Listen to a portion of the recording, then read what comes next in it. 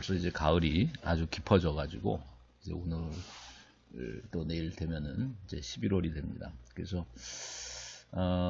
이제 달력도 2020년 이제 한 장, 두 장밖에 남지 않았네요. 그래서 정말 얼마 전 2020년 새해가 돼서 각오를 다졌던 때가 생각나는 것 같은데 벌써 2020년을 이제 마무리해야 할 그런 시기로 온 것 같아요. 그래서 이제 여러분 학기도 이제 종반을 향해 가고 있고 한 4주 정도, 오늘이 10주 차니까 오늘 이후에는 이제 다음 한 4주 정도의 그 강의가 남아 있는 것 같아요. 그러면 이제 15주 차에 기말 시험 기간이죠. 그래서 14주 차에는 다들 종강을 하게 되는데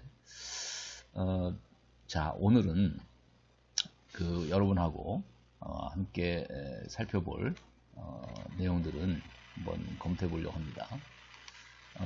여러분과 함께 살펴볼 큰 주제는 두 가지예요. 하나는 이제 철학의 향기라는 이제 교재가 있죠. 그래서 그 철학의 향기라는 교재 여러분에게 그 자료실에 올려놓은 그 교재 중에 보면은 그거는 이제 1편 철학의 향기 중에서도 일부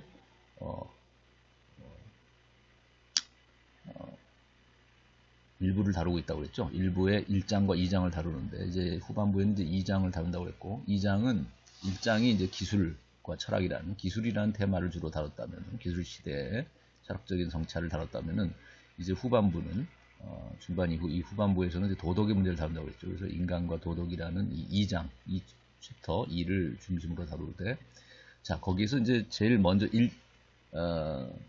이제 보면은 지난 시간에는 그 서론에 해당하는 부분을 다뤘다면은 오늘은 그 2장의 서도 이제 1절에 해당하는 게 이성이란 무엇인가라는 주제일 거예요. 그래서 크게 두 가지 종류의 대립되는 이성 개념들을 정리하고 있어요. 하나는 여기 보면 알다시피 나오다시피 여러분 보면 도구적 이성과 양심적인 이성 이런 두 가지 큰 테마를 가지고서 서로 대립되는 개념을 정리하고 있는데 이것은 오늘날 이제 과학기술이 발달한 시대에 또 도덕적이고도 양심적인 이런 삶이라는 것이 과연 어떤 위상을 가지고 있고 또 어떤 의미를 가질까. 자, 이런 사실 어떻게 보면은 연관관계가 매우 깊을 수도 있지만 또 어떻게 보면 서로 상당히 대립적인 양가적인 지금 오늘날 과학기술의 그 첨단 기술의 발달이 우리에게 편리와 이익과 어떤 즐거움을 가져다 주고 있는 측면이 분명히 있죠. 그러나 그것이 어떤 결과적으로 이런 이익이라는 것에 너무 급급하다 보면은 쾌락지상주의, 금전만능주의, 또 이기주의, 자신의 이익만을 극대화시킨 결과적으로 자, 그런 삶을 위해서는 어떤 수단과 방법도 또 어떠한 동기도 또 양심도 저버리는 자 이런 그 비도덕적이고 비양심적인 자, 이런 삶으로 치달아갈 위험도 있다는 거예요. 그래서 기술이 발달한 시대에 오히려 첨단 어떤 지능 범죄들이 만들어지기도 한다는 거죠. 그래서 오늘날 그 범죄자들 보면 사회 문제를 일으키는 사이코패스라든지 소시오패스들을 보게 되면은 매우 뛰어난 과학자들이라든지 또 뛰어난 정말 학위를 가지고 있는 전문가, 전문 자격증을 가지고 있는 기술자. 자, 이런 사람들이 오히려 예를 들면 증권 회사에서는 예를 들면 주가를 조작할 수도 있고 또 어떤 기업의 정보를 빼돌리는 해킹을 할 수도 있고 또는 사이버 범죄, 금융 범죄 또 이런 문제들을 다 할 수 있는 능력들을 갖춘 어떤 기술자들이 그런 비도덕적이고 비양심적인 삶을 살 수가 있다는 것이죠. 어떤 결과의 이익만을 노린다고 한다면. 그래서 이제 두 번째 줄에 나와 있는 걸 보면 결과와 동기의 대립을 우리가 정리를 하고 있는데 그게 이제 바로 우리가 오늘날 도덕적인 우리의 삶을 삶의 어떤 행위에 또 우리 삶과 우리 행동의 도덕적인 가치를 판단할 때 크게 두 가지 기준을 들 수 있다는 거죠. 하나는 결과를 가지고서 판단할 것인가 그 행동의 또는 삶의 동기를 가지고 판단할 것인가. 그래서 결과주의와 동기주의로 나눌 수 있다면 우리가 크게 이제 공리주의가 결과주의 그리고 칸트와 같은 이제 도덕 철학이 이제 동기주의라고도 보통 얘기하죠. 그래서 동기의 어떤 선한 양심의 문제, 순수성 이 문제를 강조하는 순수한 동기를 강조하느냐 아니면 결과적인 쾌락이나 결과적인 이익이나 이런 결과적인 선을 그 주안점에 두느냐에 따라서 우리가 도덕적인 가치 판단이 달라질 수 있는데, 그래서 우리가 이제 이런 두 가지 대립된 사조에 대해서 한번 정리할 필요가 있겠다. 그 다음에 이제 해가 달고 해품달이라는 것으로 이제 이 이성이란 무엇인가라는 이 주제를 마감하려고 하는데, 여기 오른쪽 그림 보면은 아래쪽에 보면은 이게 바로 이클립스, 영어로는 이클립스라고 그러죠. 일식 현상을 보여주고 있는 거예요. 그래서 달이 태양 전면에 위치하게 되면은, 달이 사실은 그 원래 달이라는 것은 그 스스로 빛을 발하는 별이 아니죠. 우리 태양계 안에서는 오직 태양만이 스스로 빛을 발하고, 우리가 달이라든지 우리가 또 위성, 우리 지구위를 돌고 있는 이 달뿐만 아니라 우리가 수금지와 목토천해령이라고 하는 그 태양계를 구성하는 별들은 다 말하자면은 그 스스로 빛을 발할 수 없고 태양빛을 반사하는 것이죠. 달도 마찬가지죠. 그런데 만일 달이 지구 사이에서 달이 이 태양을 앞에 전면에 나타나면서 가리게 되면, 태양을 지금 아래 그림에서 보는 것 같은 검은 태양을 잠식해 먹은 태양빛을 이제 이렇게 검게 가리워버리는, 자, 이런 현상이 일어나는데, 이렇게 되면 이제 태양빛만 가려지는 것이 아니라 사실은 달빛조차도 빛을 잃게 되죠. 그래서 온통 세상이 검게 변하게 되는, 이것이 이제 이클립스, 소위 말하는 일식 현상이라고 말하는 것이죠. 이것을 우리가 줄임말로, 우리말로는 이제 해가 달이라고 표현한 거예요. 그러니까 해를 가린 달이라는 말에서 나온 거죠. 그 다음에 해품달이라는 것은 위쪽에 보면 보름달의 모습이 보이죠. 이 보름달이 바로 해품달인데, 이것은 해를 품은 달. 즉, 우리가 이제 그 태양의 빛을 반사하는 이런 그 보름달의 모습. 자, 이것이 이제 해품달입니다. 그래서 사실 이제 해가 달이 상징하는 것은, 해를 가린 달이 상징하는 것은 우리의 어떤 기술이나 과학기술의 발달을 통해서 우리가 발달한 이성, 이런 것들을 우리가 도구적 이성이라고 한다는, 도구적인 합리성이라고 하면은, 이런 것은 매우 컴퓨터를 통해서 우리가 잘 알듯이 어떤 계산적이고 아주 그 치밀한, 아주 영리한, 자, 이러한 뭐 우리가 그 컴퓨터 게임을 잘하는 사람들도 이런 도구적 이성이 발달했다고 보여지는데, 매우 이익 계산에 밝은 그런 이성을 말하는 것이죠, 결과적으로. 그렇다면 이런 도구적 이성의 발달이 만일 양심을 저버리게 됐을 때, 그것은 우리가 양심을 태양에 비유하고 우리가 이 달을 이성에 비유했을 때, 우리의 이성이 양심을 가리게 됐을 때, 이렇게 됐을 때 이제 바로 해가 달의 모습을 띠게 된다. 즉, 우리 아래 그림에 보여주는 이 검게 세상을 변하게 만드는 핵심을 품었다고도 할 수 있고, 인간의 삶에서는. 그러니까 우리가 이 양심을 저버린 이성의 모습은 이런 해가 달의 모습일 수 있겠다. 해를 가린 달, 이클립스 오브 리즌이라고 할 수 있는 이런 현상을 나타낸다. 그래서 지난 시간에 좀 다뤘던 그 비판 이론가들이라고 하는 사람들이, 호트카이머와 아도르노라는 그 비판 이론가의 1세대가 쓴 책 이름이 바로 도구적 이성 비판이고, 또 계몽의 변증법이라는 책을 썼다고 했죠. 이 도구적 이성 비판이라는 게 바로 이런 해가 달의 모습을 띤 이성을 비판하는 것이죠. 즉, 영어로는 이제 이클립스 오브 리즌이라는 말로 이렇게 표현될 수 있는데, 이성의 일식이라고 할 수 있겠죠. 그래서 이런 그 양심을 가진 이성은 그 양심만을 저버리게 되는 게 아니라 이성 자신도 빛을 잃게 된다. 그래서 이클립스 현상을 낳게 된다는 것이죠. 그래서 해가 달의 모습을 띠게 된다는 것이죠. 그런가 하면 이제 해품달은 양심을 토대로 살아가는 이성적인 어떤 행위나 이성적인 삶의 모습이 바로 해품달의 모습일 수 있겠다. 그래서 위에 이제 그림에 보시면 보름달을 상징하는 것이다. 그 다음에 이제 고중세 철학이라는 주제를 두 번째 주제에서 다루는데, 크게 이거는 이제 우리가 교재상으로 보면 현대사회와 철학상담이라는 교재 제 3부에 해당하는 것이 바로 철학상담의 역사라고 그랬죠. 그 철학상담의 역사의 제 챕터 1이 바로 그 고중세 철학 부분을 다루고 있어요. 그래서 소크라테스, 플라톤, 아우구스티누스 각각 1, 2, 3절에서 다루고 있는데, 이것들을 이제 각각 요약하고, 우리가 소크라테스와 플라톤 또는 아리스토텔레스로 연결되는 이 그리스 철학을 우리가 헬레니즘 사상이라고 얘기하고, 문화사에서 보자면, 사상사에서 보면 이제 크게 보면 이런 그리스 철학을 헬레니즘적인 정신사다라고, 헬레니즘의 정신을 잘 보여주고 있는 철학 사상이라고 말해줄 수 있다. 그래서 헬레니즘 사상이라고 말하고, 우리가 아우구스티누스 같은 사람이 대표하는 것이 바로 중세 아우구스티누스가 대표하는 것이 바로 헤브라이즘, 즉 이제 크리스천티로 연결되는 중세 이제 기독교 사회의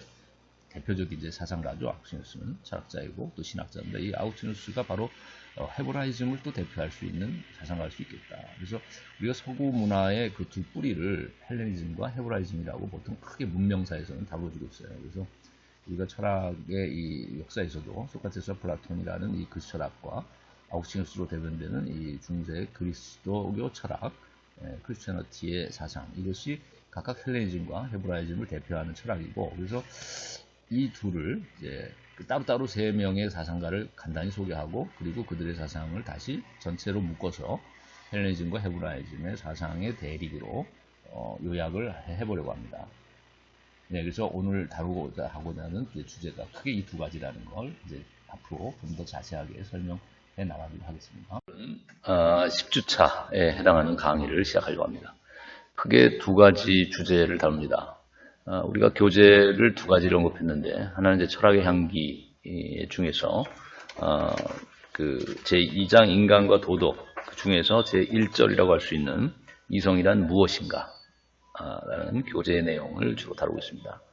그리고 두 번째는 그 현대사회와 철학 상담이라는 교재에 3부에 해당하는 것이 이제 철학 상담의 역사인데, 그 중에서 첫 번째 1장에 해당하는 고대와 중세 그 철학을 다루려고 해요. 그래서 소크라테스, 플라톤, 아우구스티누스에 관한 간단한 소개를 할 예정입니다.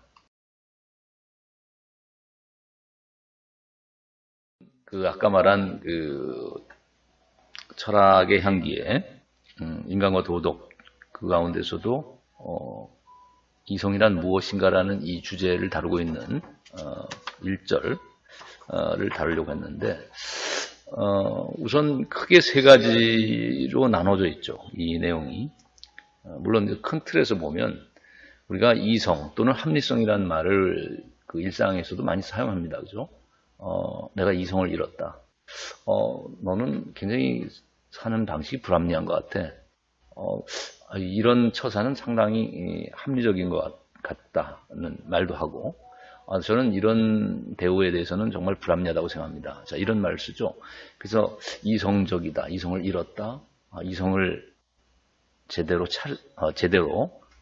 정신을 차리라는 말을 할 때 이성을 되찾아라, 또 불합리하다, 합리적이다, 이런 말들을 우리가 일상에서도 많이 쓰는데, 크게 두 가지 의미를 갖는다고 생각해요. 하나는 우리가 과학이나 기술에서 다루는 이성이나 합리성이란 개념이 있고, 또 하나는 도덕적인 차원에서 우리가 이성 또는 합리성을 얘기할 수 있다. 그래서 우리가 이제 여기서 첫 번째 항목을 보면, 우리가 도구적인 이성 비판이라는, 왜 지난 시간에 비판 이론가들의 그 이야기를 했죠. 호크하이머, 아도르노 이런 사람들이 이제 제1세대 비판 이론가들이고, 그 중에서도 호크하이머라는 사람이 이제 유태인으로서 나치 시절에 미국으로 망명해서 쓴 책이 도구적 이성 비판이다. 크리틱 데어 인스트루멘탈 앤 페어노프트 뭐 이렇게 되겠죠. 그러니까 순수 이성 비판이라는 칸트의 책에 빗대어서 유사한 표현으로 이성 비판이라는 말 쓰되 순수 이성이 아니라 도구적 이성을 비판하고 있죠. 근데 여기서 말하는 도구적인 이성은 과학 기술적인 이성을 말하는 것이죠. 그와 대비될 수 있는 것이 이제 칸트의 순수 실천 이성이라고 한다면, 그것은 이제 양심적이고 도덕적인 관점에서의 이성, 합리성을 의미한다. 그래서 칸트는 그 비판 이론에 어떻게 보면 선구가 됐는데, 실존 철학의 선구일 뿐만 아니라 칸트가 쓴 그 역사 철학적인 그 작은 논문이 있는데, 말년에 그 세계 시민의 관점에서 본 그런 역사 철학적인 글을 남겼어요. 그래서 겉만 번지르르한 비참이라는 거기서 이제 표현을 썼는데, 우리가 과학 기술이 발달하고 계몽 시대에 그 당시 과학 기술이 발달하고 산업 혁명이 이루어지고 자본주의도 발달한 이 시대에 오히려 도덕적인 면에서는 문제점이 많은 시대일 수도 있었다. 오늘날도 마찬가지인 것 같아요. 오늘날 이제 후기 자본주의에 접어들면서 소비가 생산보다는 소비가 위주가 된 이제 자본주의 사회가 됐는데, 또 과학기술은 어느 때보다도 훨씬 더 첨단으로 가고 있는 이제 이런 시대인데, 이런 시대의 말로 어떻게 보면 모럴 해저드, 도덕적인 위기가 느껴지고 있고, 여러 가지 비윤리적인 또 반인륜적인 범죄나 이런 삶의 모습들이 곳곳에서 나타나고 있죠. 자, 이런 사회는 겉은 매우 효율적이고 편리하고 기술이 첨단으로 가고 있는 시대니까 아주 화려한 듯한 외관을 하고 있지만, 그러나 그것은 겉만 번지를 한 것이지 속을 들여다보면 썩어 있을 수 있고 여러 가지 부패된 악취를 풍기는, 자, 이런 우리가 그 대도시의 뒷골목을 연상할 수 있는 할렘가가 있듯이 범죄와 아주 그 쓰레기로 뒤덮여 있는, 자, 이런 그 대도시의 그 그림자의 요소를 볼 수 있는 것처럼 겉은 화려해도 속은 썩은, 자, 이런 그 문화를 칸트는 이런 산업 문명을 또 과학기술 문명을 겉만 번지르르한 비참일 수 있다라는 경고를 했어요. 그런 표현을 썼는데, 이것이 이제 오늘날 비판 이론가들이 말하는 비인간적인 또 비인격적인 사회의 모습들, 그러니까 전체주의화되고 모든 것이 사물화되고 직물화돼서 쾌락 욕망의 도구로 변해버린 이런 사회의 모습들, 인간의 삶의 모습들, 그러니까 자연을 지배하고 관리하고 조작하고 착취할 뿐만 아니라 인간 사회도 결국 인간이 인간을 관리하고 조작하고 또 지배하고 착취하는, 자, 이런 효율성만을 추구해 나가는 기술 문명을 비판 이론가들은 전체주의화된 사회라고 보고, 또 그 대표적인 것이 이제 우리가 헐리우드 같은 문화 산업 같은 것을 예를 들고 있죠. 헐리우드의 문화 산업에서는 상업적인 목적으로 주인공들을 양산하죠. 예쁘고 또 잘생긴 남자와 여자들을 주인공을 캐스팅하되 시골에서도 또 상경한 사람들을 데려다가 대도시에서, 그러나 이제 이용 가치가 없으면 버려지는 것이죠. 폐기돼 버리는 것이죠. 마치 우리가 물건을 이용하다가 쓸모가 없게 되면 버려지는 것처럼, 그러니까 모든 인간의 인격조차도 돈으로 계산하고 또 흥행 여부, 또 어떤 이런 기술적으로 접근할 수 있는 어떤 기능, 이런 것들로만 사람들을 판단하는 이런 것들이 결국 문화산업 안에서도 이루어지고 있는데, 사람의 몸값을 계산하는, 자, 이런 것들이 어떻게 보면 우리 사회의 일면적인 인간의 일차원적인 인간으로 일면화된, 고정화되고 한 측면으로 모든 것들이 이렇게 집중돼 버리는, 자, 이런 사회가 어떻게 보면 전체주의 사회일 수 있겠다. 꼭 우리가 이 당시에 이제 그 비판 이론가들 시대에는 20세기 초반에 나치즘이나 뭐 또 무솔리니의 그 파시즘이나 또 뭐 히틀러 마오쩌둥이나 레닌의 스탈린의 공산주의만이 그 전체주의라고 그들은 이제 먼저 생각했었지만은, 그러나 자본주의 사회도 마찬가지로 이제 전체주의라는 것을 이제 문화산업 비판을 통해서 보여줬고, 결국은 우리 사회, 오늘날의 사회도 이렇게 일면화된 모습으로 인간조차도 기능화시켜서 판단하고 몸값으로 계산해서 연봉으로 판단하는 이런 인간의 가치조차도 직물화시키는 이런 사회를 우리가 전체주의 사회라고 볼 수 있는 면이 있다는 것이죠. 그것은 겉만 번지르르한 비참일 수 있는 것이라고 이제 칸트가 역사 철학적인 글에서 표현했던 그런 산업사회의 모습일 수도 있겠다. 이와 대비될 수 있는 것이 이제 칸트가 말하는 순수일천이성. 그래서 맨 밑에 줄에 나와 있듯이 인간의 이성이 다른 목적의 수단이 될 것이 아니라, 왜냐하면 다른 목적의 수단이 된다는 것은 돈벌이의 수단이 되거나 뭐 어떤 자기 권력 추구의 수단이 되거나 어떤 뭐 경제적인 목적의 수단이 된다면 그것은 인간이 사물화되는 것이고 물건화되는 것이고 상품화되는 것인데, 인격을 상품화해서는 안 된다면은 결국 인간 이성의 목적도 이런 욕망의 수단으로 전락할 것이 아니라 그 자체로서 선한 의지를 낳는, 그런데 이성의 목적이 도져야 된다. 즉 다른 말로 하면 순수한 실천 이성, 양심적인 이성으로 거듭나야 한다. 인간의 이성이 오늘날 도구화된 이성의 모습에서, 과학기술이 모든 것을 지배하는 시대에서 이성이 도구화되고 있는데 결국 인간의 이성도 거듭나야 되고 그것은 선한 의지를 낳는 순수 실천 이성으로 탈바꿈돼야 된다는 것이죠.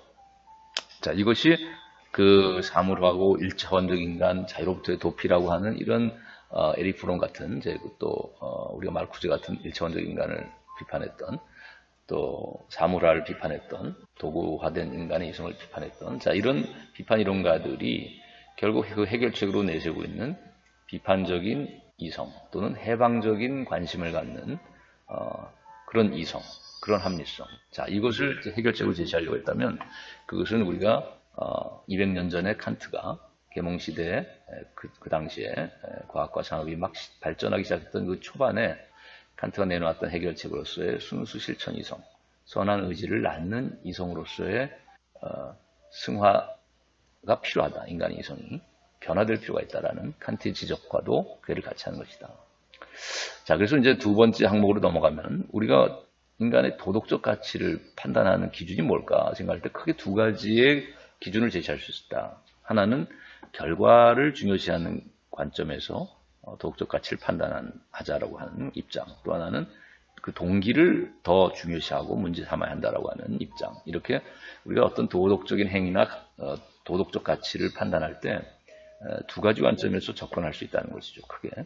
그래서 그 대표적인 입장을 대표하는 것이 이제 공리주의라는 윤리학 또는 공리주의라는 철학과 칸트의 이제 철학이 대립하고 있다. 그래서 결과를 중요시하는 공리주의는 예를 들면 그 공리주의 창시자를 우리가 벤담이라고 하죠. 제레미 벤담. 근데 이 사람은 경제학자였고 고전 경제학자였죠. 영국에 산업혁명이 막 발달한 그 시대에 활동했던 경제학자로서의 벤담은 양적인 공리주의라고 특징 지어집니다. 그래서 최대 다수의 이제 최대 행복을 주장했는데 이때 최대 다수의 최대 행복이라는 그 행복 개념이라는 것은 말하면 개인의 이익 또는 쾌락을 의미하는 거죠. 가장 단순히 말하면 쾌락주의에 기반하고 있습니다. 그래서 양적으로 최대 쾌락을 양산하는 것이 최대로 큰 가치를 가져다 주는 것이고 그것이 가장 바람직하고 도덕적으로도 가치 있는 것이다. 그 최대의 양적 쾌락이 최고의 도덕적 가치가 가는 것이 된다는 것이죠. 여기에 대해서는 이제 같은 공리주의자지만 그 후대에 나온 이제 밀이 J.S. 밀이죠. 밀이 그 지적을 한 것은 뭐냐면 이 사람도 역시 이제 경제학자였지만은 자신의 선배 벤담의 그 양적인 쾌락 극대화의 원리라는 것은 사실 인간의 가치를 어떻게 보면 왜곡시킬 수 있다. 또 인간의 가치를 무시하는 면이 있다는 것이죠. 동물과 구별할 수 있는. 그래서 밀의 유명한 말은 배부른 돼지보다는 배고픈 소크라테스가 더 낫다. 이런 유명한 이제 명언을 남겼죠. 여러분이 그 지난 시간에 우리 교재 현대사회 철학 상담에서 보면 사고 실험이라는 코너 난이 있다고 했죠. 사고 실험이라는 챕터가 있고 그 사고 실험 중에서도 철학 상담에서의 사고 실험 중에 예를 든 게 첫 번째 항목에서 행복기계 사고 실험을 예를 들었는데 우리가 여러분이 교재로 올려놓은 그 부분을 한번 가서 들여다보시면은 거기에 이제 행복기계 사고 실험에서 그 내용을 설명하면서 공리주의자였던 밀이 쾌락주의에 대해서 오히려 비판을 하고 나선 그 장면, 즉 배부른 배부른 돼지보다는 오히려 배고픈 소크라테스가 낫다고 하면서 쾌락주의자였던 양적 공리주의자인 이 벤담을 정면에서 비판한 이제 그 글을 내용을 다루고 있어요. 그래서 여러분이 한번 그 교재에 그 철학 상담에서의 사고 실험 부분을 다시 들여다보고 특히 행복기계 사고 실험 부분 한번 읽어보시면 그러니까 여기서 얘기하고자 하는 핵심은 뭐냐면 공리주의자들은 행위의 결과로서의 행복을 중요시했는데 근데 그 행위 결과로서의 행복이라는 것은 결국 단순화시키면 쾌락을 의미하는 것이었다. 그런데 우리가 쾌락이라는 것은 매우 말초적이고 감각적인 그 쾌락을 주로 생각하게 되지만 그러나 이제 밀 같은 공리주의가 생각할 때는 그런 감각적이고 말초적인 쾌락만이 있는 것이 아니라 예를 들면 뭐 클래식 음악을 듣는 사람의 어떤 그 품격 있는 격조 있는 어떤 즐거움하고 우리가 감각적이고 아주 역동적인 그 댄스 음악을 또 좋아하는 그 팝 음악이나 우리가 유행가를 좋아하는 사람의 어떤 그 느끼는 감각적 쾌락하고 우리가 좀 또 독서를 통해서 향유하는 어떤 즐거움하고 이런 것들이 다 쾌락이라는 말로 플레저라는 말을 쓸 수는 있겠지만 자신을 마음을 기쁘게 한다라고 말할 수 있겠지만 그러나 그 종류나 질이 다르지 않느냐 이런 이제 얘기를 한 것이죠. 그리고 질적으로 다른 종류의 쾌락이다. 그래서 더 고상하고 더 어떤 심오한 그런 쾌락, 그런 즐거움이 훨씬 더 아무리 양이 많다 해도 질이 중요한 것이다. 아무리 적은 양이라 할지라도 질적으로 높은 쾌락을 추구하는 것이 더 바람직하다라는 이제 이런 입장을 밀은 이제 간접적으로 표현한 것이 배부른 돼지보다는 배고픈 소크라테스를 택하겠다라는 것이죠.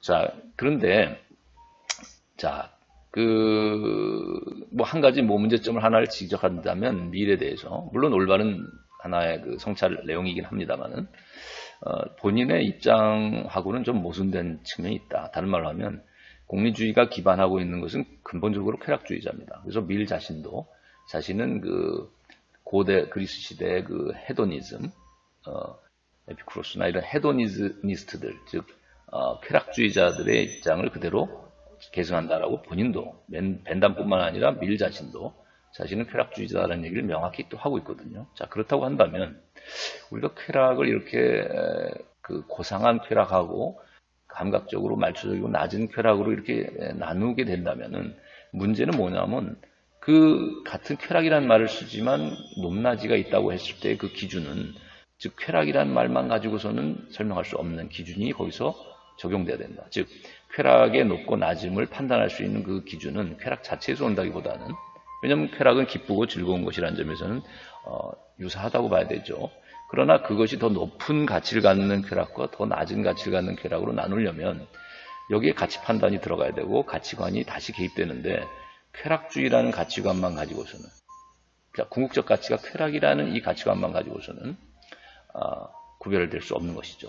자, 그래서 여기서 어떤 정신적이고 또는 뭐 육체적이고 이런 구별이라든가 또는 뭐 어떤 도덕적이고 인격적으로 인간을 고양하는 뭐 이런 측면하고 차원하고 또 우리가 말초적으로 또 인간의 본능이나 감각, 동물적인 이런 감각이나 본능적인 것을 충족시키는 자 이런 차원하고를 인간성의 차원 안에서 또 구별해야 되지 않겠는가.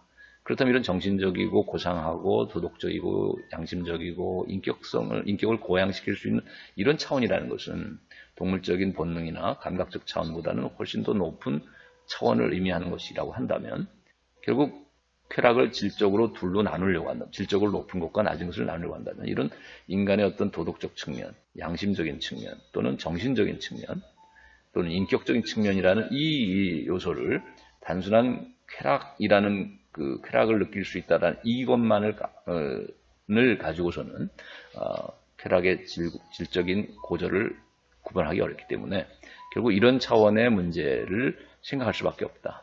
자, 그렇게 된다면은 우리가 칸트가 강조했던 동기의 순수성을 강조했던 칸트의 철학이 얘기하고 있는 인간의 어떤 인격성, 인간의 어떤 선한 의지, 또 인간의 어떤 양심, 자, 이런 요소들을 도덕성 이런 것들이 미래에 있어서도 인정돼야 되지 않겠는가. 인간의 가장 중요한 어떤 본질적인 측면으로 그렇지 않고서는 고상하고 더 높은 차원의 쾌락이라는 말을 얘기할 수는 없을 것이다. 벤담과 마찬가지로 쾌락주의자다라고 주장했을 때 미리 그렇다고 한다면 벤담처럼 모든 것을 즐거움과 쾌락이라는 관점에서만 봐야 된다고 봐야 될 것이고 그렇다고 한다면 벤담을 비판하는 이 관점은 쾌락주의에서 올 수만은 없다. 그래서 미래 문제점은 이제 지적한 것입니다. 그래서 칸트와 같은 어떤 인격성이라든지 도덕성이라는 인간의 본성을 쾌락을 즐기고 쾌락을 추구한다는 어떤 동물적인 인간의 차원보다 더 높은 다른 차원의 인간성을 전제하지 않으면 안 되지 않느냐. 이제 이런 질문을 미래의 문제점으로 제시했고, 자, 전반적으로 공리주의는 공통적인 것은 뭐냐 하면 아까도 말했지만 쾌락이라는 가치를 궁극적인 가치로 생각하고 있습니다. 즉 쾌락주의자다라는 거죠, 가치관에서. 근데 이에 비해서 이제 아까 이제 밀을 미래의 문제점을 지적했을 때도 약간 얘기했지만 칸트는 인간이 이런 쾌락만을 즐기고 또 쾌락을 추구하는 이런 본성만을 가지고 있는 존재는 아니다라고 보죠. 즉 인간도 물론 동물적으로 쾌락을 느낄 줄 알고 쾌락을 추구하는 면이 있습니다. 배가 고프면 본능을 충족시켜서 먹어야 되니까요. 그 점을 인정하지만 그러나 칸트는 인간의 어떤 사회적인 차원에서의 어떤 아름다움도 추구할 수 있고 또 사회적인 차원에서의 어떤 사교성, 인간 교류, 인간 관계, 자 이런 것들을 추구해 나가려고 하는 인간성도 있고 또 더 높은 차원에서 이제 도덕성, 즉 인격적인 요소라는 것이 인간에게서는 매우 높은 차원에서 인간의 본질을 규정하고 있다라고 보고 있죠. 자 그래서 칸트는 도덕의 원리는 이런 높은 차원에서의 도덕성, 즉 양심이라는 원리를 가지고서 접근해야 된다고 보는 점에서 도덕의 기준을 쾌락 추구라는 관점에서만 볼 수 없다는 거죠. 즉 쾌락의 극대화, 많은 쾌락이 곧 도덕적으로도 옳은 것이고 도덕적으로도 좋은 것이고 선한 것이다라는 이 공리주의자들의 쾌락주의에 대해서 반대하는 것이 칸트의 이제 도덕주의고 어떻게 보면 양심적인 것을 같이 중요시하는 그게 원리인 것이죠. 그래서 내 의지의 준칙이 보편적 입법의 원리에 타당하도록 행하라고 하는 이 원리도 이 보편적 입법의 원리는 결국 더 높은 차원의 인간의 어떤 본성이고 그것은 양심의 소리라고 볼 수 있는 것이죠. 도덕성이고 인간의 인격성을 구성하는 그런 점에서 우리 인간의 개인의 의지의 준칙이라는 것은 개인의 신조나 개인의 어떤 준칙은 대부분 자신의 어떤 이익이나 쾌락을 추구하는 면에서 정립될 수도 있겠지만 그러나 그것이 보편적 입법의 원리에 맞도록 타당하도록 그것이 수정되고 교정되어야 된다고 하는 것이 칸트의 원리라면 그 보편적 입법의 원리는 모든 사람이 가치로서 여겨질 수 있는 것인데 그것은 개인의 쾌락이나 개인의 이익 추구하는 배치될 수도 있는 것이죠. 즉 그것은 양심적으로 모든 사람이 공감할 수 있는 것이어야 되죠. 자 그런 점에서 칸트는 쾌락 극대화의 원리, 쾌락주의라는 가치관을 공리주의자가 전제하고 있는 이 가치관을 비판적인 성찰을 통해서 도덕적인 양심의 가치가 훨씬 더 중요하다라는 관점에서 도덕의 기준이 수정돼야 된다라는 비판을 했다고 볼 수 있습니다. 그 다음에 이제 그 공리주의자들이 공통적으로 벤담이나 밀이나 경제학자라고 했죠. 자, 이 사람들은 쾌락이라고 하는 가치를 계산하려고 합니다. 즉 인간의 어떤 최대 다수 행복이라고 할 때도 계산적으로 접근하는 것이죠. 이것은 여기서 작용하는 것은 앞에서 말한 이성의 두 가지 구별을 가지고 얘기하자면 도구적인 이성이 작용하고 있다고 봐야 되겠죠. 계산적인 합리성, 효율성을 추구하는 이익을 계산하고자 하는 것은 도구적 이성이니까 과학기술적인. 그런데 이제 칸트는 여기서 중요시하는 것은 인격성인 것이죠. 즉 인격은 어떤 계산에 의해서 가치가 매겨질 수 있는 것이 아니다. 우리가 이익 계산이나 쾌락 계산과 같은 그런 계산에 의해서 한 사람의 인격을 같이 판단할 수 없다는 것이죠. 왜냐하면 모든 사람의 인격은 고유한 것이고 유니크한 개성으로서 이해돼야 하고 그의 자유와 그의 책임 있는 행위라는 것은 그 목적 그 자체로서 이해돼야지 우리가 어떤 상대화될 수 있는 수단적인 가치로서 이해될 수 없기 때문에 그것은 상대적인 가격을 매길 수 있는 것이 아니라는 것이죠. 계산에 의해서. 그래서 인격을 우리가 사고 팔 수 있는 것이 아닌 것처럼. 자, 그런 점에서 이제 계산으로서 모든 것을 가치 평가하려고 하는, 판단하고자 하는 이 방법론에 대해서 칸트는 제동을 건 것이 이제 인격성의 원리고 그것을 이제 도덕적인 원리로서 정립한 것이 모든 사람의 인격을 수단으로만 대할 것이 아니라 목적으로도 대하라라고 하는 도덕 원리죠. 자, 마지막으로 그 공리주의자들의 그 도덕 원리는 결국 최대 다수의 행복이라는 원리로 얘기될 수 있죠. 그것은 최대 다수의 이익과 쾌락을 추구해 나가겠다고 하는 경제 논리라고 볼 수 있겠다. 즉 GDP 또는 GNP를 극대화하고자 하는 것이 경제적인 정책이라고 하는 국가에서도 경제적인 어떤 사회를 만들어가고 경제 왕국을 구성해 나가는 원리가 바로 최대 다수의 행복, 최대 다수의 이익이라는 원리겠죠. 쾌락이라는 원리겠죠. 그런데 이제 칸트는 여기에 제동을 건 것이 그렇게 경제적인 효율성과 GDP나 GNP 극대화라는 것만을 최대 가치로서 추구되는 것은 경제적인 관점일 수는 있겠지만 그것이 꼭 도덕적인 관점일 수는 없다라는 비판을 한 것이죠. 즉 도덕적 관점에서는 경제적인 최대 이익을 추구하는 것만이 도덕적 가치가 될 수 있는 게 아니라 오히려 그런 사회가 경제적으로는 발달한 사회일 수 있어도 도덕적으로는 도덕이 땅에 떨어진 사회일 수도 있겠다. 즉 도덕적 사회에서 추구돼야 될 것은 목적의 왕국의 건설이다. 즉 그 얘기는 뭐냐면 모든 사람의 인격이 목적으로서 대우받을 수 있는 사회, 수단화되고 사물화되고 상품화될 수 있는 것이 아니라 인격이 계산에 의해서 모든 사람의 인격이 존중받아야 하는, 그 자체로서 존중받아야 하는 그런 사회. 자, 이것이 목적의 왕국이라는 것이죠. 즉 이것이 바로 도덕 세계를, 도덕 사회를 구성하는 원리가 되어야 된다는 것이죠. 자, 그래서 이것을 칸트는 이제 정언 명령이라는 말로서 표현하죠. 이런 도덕 원리들을 아까 말한 이런 형식화들, 인격을 수단화해서는 안 되고 목적으로 대하라든가, 목적의 왕국의 구성원으로서 대하라든가.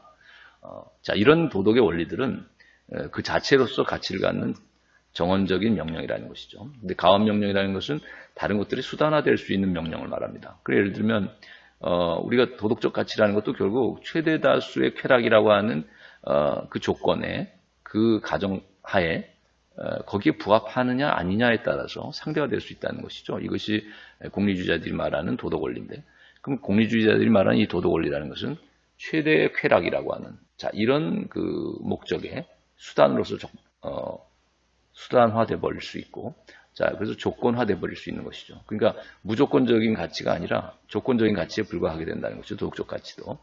무조건적 가치는 결국 최대의 어떤 쾌락, 즉 쾌락 가치가 그 자체로서 가치 있는 것처럼 여겨질 수밖에 없는 것이 이제 공리주의인데, 그렇다면 쾌락 가치가 곧 도덕 가치일 수 있겠느냐라고 했을 때 그렇게 말할 수 없다면 결국 도덕 가치는 쾌락 가치에 조건적으로 종속해 버릴 수밖에 없는. 자, 그래서 이런 그 쾌락이라는 것의 가정하에서만 의미를 갖게 되는, 쾌락이 주어지느냐 아니냐의 그 조건 하에서만, 그런 가정하에서만 가치를 갖게 되기 때문에 종속 가치가 된다는 것이죠. 그러나 칸트가 말하는 도덕적 가치는 그 자체로서 추구돼야 할 정언적인 가치다. 가정법을 가지고서 우리가 조건화될 수 있는 가치가 아니라 정언 명령으로서 이익이 될 수 있는 가치다라는 것이죠. 그래서 우리가 교재에, 우리가 철학의 향기 교재에 보면 자, 이런 정언 명령과 가언 명령에 관한 이야기들이 잠깐 나오고 있습니다. 그래서 뭐 그런 얘기를 들었죠. 우리가 뭐 심청이의 행위가 비록 신봉사의 눈을 뜨게 했느냐 못 뜨게 했느냐라는 그 결과와는 상관없이 그 자체로서 효도를 하라고 하는 가치는 정언적인 명령으로서 우리에게 받아들여져야 된다고 얘기했고, 또 강제구 소령이나 이수연 씨의 그런 뭐 희생이 즉 이웃을 도우라고 하는, 약자를 도우라는 이 도덕 원리는 정언적인 명령이지 결코 가언적인 명령이 될 수 없다. 수단적인 명령이 될 수 없다. 즉 내 이해관계, 나의 출세, 또 금전적인 이득의 여부에 따라서 상대화될 수 있는 명령이 아니라는 것이죠. 자, 그 다음에 마지막 항목에서 우리가 해가 달고 해품다를 얘기하고 있는데, 이 교재에서 아인슈타인이 그런 얘기를 했어요. 사이언티스트이기 전에 모랄리스트가 되라는 말을 남겼어요. 본인은 이제 그 원자탄 개발에 참여해서 히로시마와 나가사키에 떨어지고 난 후에 그 수많은 사람들의 죽음과 방사능 오염으로 인한 자연의 재해, 이런 것을 목격하면서 자기는 그런 생각까지 하지 못하고 원자탄 개발에 참여했는데 자신의 전철을 후배 과학자들은 결코 밟아서는 안 되고 자기처럼 이런 모랄리스트라는 관점을 눈 감은 채 가로친 채 과학 연구에 매진해서는 안 된다라는 경각심을 주기 위해서 한 말이 뭐냐면, 사이언티스트이기 전에 모랄리스트가 되라라고 하는 그 아인슈타인의 우리에게 준 말이었는데, 그 칸트가 200년 전에 한 말 중에서 아까 말한 것처럼 인간 이성의 목적이 다른 목적의 수단이 돼서는, 인간 이성의 목적은 이성을 다른 목적의 수단으로, 예를 들면 뭐 전쟁의 수단이라든가, 전쟁에서 이기기 위한 수단이라든가, 또는 경제적으로 돈벌이를 위한 수단이라든가, 이런 식으로 이성을 다른 목적의 수단이 아니라 그 자체로서 선한 의지를 낳는데 그 이성의 목표가 두어져야 된다. 즉 우리가 과학자라든지 학자라든지 또는 지성인이라고 하는 이런 이제 일반적인 인간의 모습이 다른 이해관계에 좌우돼서는 안 되고 그 자체로 양심적인 삶, 양심적이고 선한 결단을 해 나가는데 이러한 이성적인 능력이 사용되어야 된다는 것이죠. 그래서 이성의 궁극적인 목표는 양심적인 이성, 도덕적인 인간이 되는 데 있다는 것이죠. 이것이 이제 한트가 말한 해를 품은 한트가 말한 순수 실천이성인데 이것을 우리가 비유를 들. 네. 그래서 우리가 해가 달과 해 품은 달의 비유를 우리가 이 예전에 드라마를 하나의 이제 소재로 삼은 것인데요. 자, 우리가 왼쪽에서 보면 우리가 eclipse of 우리가 일식이라고 하죠. eclipse. 자, 이 일식이라는 것은 뭐냐면 결국 해를 달이 가린 상태죠. 그러니까 우리가 지구에서 봤을 때 달이 해 앞에 전면에 나서면서 해를 완전히 가리게 되면 우리가 이클립스, 일식 현상이 일어나죠. 자, 이 일식 현상을 우리가 해가 달이다. 이렇게 이해할 수 있다는 거죠. 즉 해를 가린 달이다. 이것이 이제 일식이 되는 것이고, 자, 여기서 우리에게 주는 교훈은 뭐냐면 우리가 태양을 양심에 비유할 수 있고, 그 다음에 달을 우리가 인간의 이성에 비유한다면, 자, 이렇게 양심과 이성을 각각 해와 달로 비유한다면 일식이란 무엇인가? 즉 달이 해를 가리게 되는 것인데, 자, 달이 해를 가린다는 일식이라는 것은 결국 인간의 이성이 양심을 가리게 되는 것이죠. 아까 말한 이제 칸트의 그 명제로 표현한다면 이성의 목적이 다른 어떤 목적의 수단이 돼서는 안 되고, 이성의 목적은 결국은 그 자체로 선한 의지를 낳는 데 있어야 된다. 이렇게 얘기했는데, 이성이 양심을 가리게 된다는 것은 선한 의지를 가리게 된다는 것이고, 선한 의지를 품고 그것을 다시 반사하는 역할을 해야 되는 것이 이제 이성이고, 또 달의 어떤 그 본래적인 달의 기능은 해를 품어서, 햇빛을 품어서 그 자체로서 빛을 발산하고 있는 태양을, 빛을 다시 반사하는 것이 이제 오른쪽의 그림이죠. 이게 이제 보름달이죠, 결국. 자, 이렇게 보름달의 모습을 우리가 여기 위에 표제로 보자면 해를 품은 달이다. 즉, 해품달이라고 말할 수 있다는 거죠. 그래서 이 달의 본래적인 사명은, 기능은, 해를 품은 달이 되는 것이다. 즉, 해를 가린 달이 되는 것이 아니라 해를 품은 달이 되어야 된다는 것이죠. 자, 그래서 우리가 해를 가린 달은 도구적인 합리성이 지배하는 인간의 모습이고, 해를 품은 달은 도덕적인 합리성이 지배하는 인간의 모습이다. 이렇게도 얘기할 수 있겠다는 것이죠. 자, 그래서 우리가 칸트의 그 실천이성 비판에 나온 핵심적인 이런 이성의 사명이, 즉 이성의 사명은 다른 어떤 것의 다른 목적에 그 수단이 되어서는 안 되고 그 자체로서 선한 의지를 낳는 데 있어야 한다라고 이제 이성의 사명을 규정했는데, 자, 이런 이성의 사명이 결국 순수한 실천 이성이 되는 데 있는 것이고, 순실천 이성이라는 것은 도덕적인 합리성을 실현한 이성이 된다. 이렇게 얘기할 수 있겠다. 이것이 곧 해품달이라는 비유를 할 수 있겠다는 것이죠. 자, 우리가 그래서 크게 두 가지의 가치를 나눈다면, 여기 보면 우리가 여름에는 아이스크림을 나는 좋아하고, 또 어떤 사람은 이열치열로 보신탕이나 삼계탕을 좋아한다고 한다면, 자, 이러한 가치라는 것은 그 수단적인 가치인 것이고, 플라톤의 관점에서 보면, 칸트의 관점에서 보면 조건적인 가치가 되는 것이죠. 즉, 우리가 아이스크림을 좋아한다는 것은 더위를 잊게 해주고, 더위를 견디게 한다는 그 수단으로서의 좋음일 뿐이고, 어떤 사람이 더운 여름에도 아이스크림보다는 삼계탕을 좋아한다면 그것도 역시 그는 그 이열치열로 이 더위를 이기겠다라고 하는 그 수단으로서의 그 가치를 추구했다고 말할 수 있겠죠. 근데 그 자체로서 우리가 삼계탕이 그 자체로서 좋다거나 아이스크림이 그 자체로서 좋다고는 말할 수 없죠. 칸트식으로 말하면 무조건적으로 좋은 것은 아닌 것이죠. 우리가 예를 들면 다이어트 하는 사람한테 아이스크림은 쥐약이지 좋은 게 아니죠. 또 삼계탕이나 보신탕도 체질에 따라서 닭을 못 먹는 사람이나 게를 못 먹는 사람에게는 아주 극약처럼 아주 몸에 나쁜 것이 되겠죠. 건강에도. 자, 그래서 이런 것들은 상대화될 수밖에 없고 조건적일 수밖에 없고, 따라서 수단적인 가치이지 삼계탕이든 보신탕이든 아이스크림은 그 자체로서 또는 무조건적인 그런 가치가 될 수는 없는 것이다. 그 밑에 보면 이제 출퇴근 시에는 뭐 버스가 택시보다 좋다든가, 맥킨토시 컴퓨터가 IBM보다 좋다는 거든가, 또 모두 난 뭐라고 해도 난 돈이 최고다라고 한 이런 입장들도, 또 이런 것들도 결국은 사실은 그 자체로서 무조건적인 좋음을 얘기한다기보다는 수단적인 것일 뿐이죠. 그래서 공정과 정의야말로 우리 사회가 추구해야 할 최고선이다. 이 표현, 그러나 공정과 정의라는 것은 그 자체로서 우리가 추구될 만한 가치를 갖는 것이고, 무조건적으로 어떤 사회에서나 어떤 사회에도 상대가 될 수 없이 모든 사회는 공정성과 정의를 추구하는 것이죠. 그런 점에서 이런 공정이나 정의는 그 자체로서 좋은 가치가 되지 수단적인 가치가 될 수는 없다. 또 무조건적인 가치라고도 말할 수 있겠다. 또 사랑도 마찬가지죠. 사랑도 인류와 동서고금을 막론하고 인류가 항상 추구해온 가장 좋은 덕목이자 가치라고 말할 수 있으니까.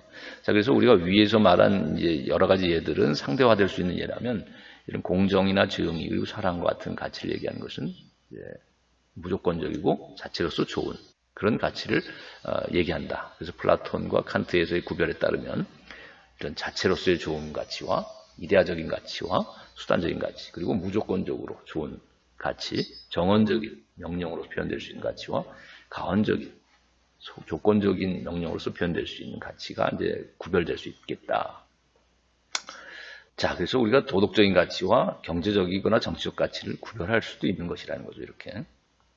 또는 우리가 관념을 가지고 둘로 구별해 본다면 이념적인 의미에서의 그 어떤 내용들이 있고, 예를 들면 정의, 사랑, 또 자유, 이론, 무한, 이런 가치들, 이런 개념들, 이런 그 관념은 이념적인 것이라고 한다면, 우리가 뭐 돈이라든지 자동차라든지 컴퓨터 이런 것들의 그런 개념들은 사실은 그런 관념은 이념이라기보다는 개념이라고 볼 수 있고, 개념은 사실 어느 정도 조건화될 수 있고 조건 제약적인 그런 관념을 말하는 것이죠.